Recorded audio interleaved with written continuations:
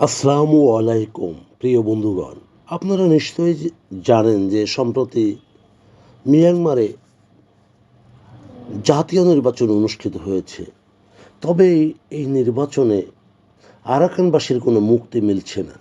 সর্বশেষ সাধারণ নির্বাচনে ব্যাপক অর্থাৎ ভূমিধস বিজয়ে বিজিত হয়েছে সেনা সমর্থিত সরকার। অথচ বৃহৎ জনগোষ্ঠীর অংশগ্রহণ ছাড়াই শতকরা 50 ভাগেরও বেশি ভোটে জয়লাভের খবর বিভিন্ন মিডিয়ায় প্রকাশ পেয়েছে। সম্প্রতি মিয়ানমার ও রাশিয়ার মধ্যে 5 বছরের এক সামরিক চুক্তিতে স্বাক্ষর হয়েছে। আর এই চুক্তি বলে যা সামরিক সরকারের জন্য এক বড় সাফল্য।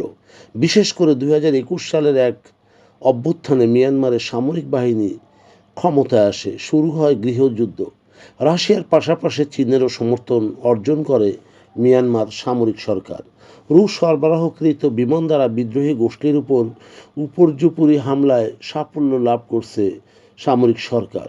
শুধু তাই নয়, বেসামরিক সাধারণ মানুষজনও রেহাই পাচ্ছে না সেই বিমান হামলা থেকে। রুশ সংবাদ সংস্থা তাস জানিয়েছে যে সোমবার ক্রেমলিনের শীর্ষ নিরাপত্তা কর্মকর্তা সের্গেই শুইগুরের মিয়ানমার সফরের পরই 2030 সাল পর্যন্ত এই সামরিক চুক্তি স্বাক্ষরিত হয়। প্রতিরক্ষা সহযোগিতা বৃদ্ধি শীর্ষক এই চুক্তির আড়ালে আসলে কী রয়েছে সেটি বিশদভাবে প্রকাশ করেনি। মিয়ানমারের সামরিক সরকারের সামরিক বহরে ব্যাপকভাবে রুশ যুদ্ধবিমান ব্যবহার করা হয়। বিশেষ করে মিয়ানমার ইউক্রেন আক্রমণেও রাশিয়াকে সহায়তায় স্থানীয়ভাবে উৎপাদিত বিভিন্ন সামরিক সরঞ্জাম পাঠিয়েছে। পশ্চিমা দেশসমূহ থেকে বিচ্ছিন্ন প্রায় দেশটি প্রায় রুশ ও চীনা সমর্থনেই টিকে আছে। সফররত শইগুই বলেন যে মিয়ানমার ও রাশিয়ার উপর পশ্চিমা চাপ কমবে না।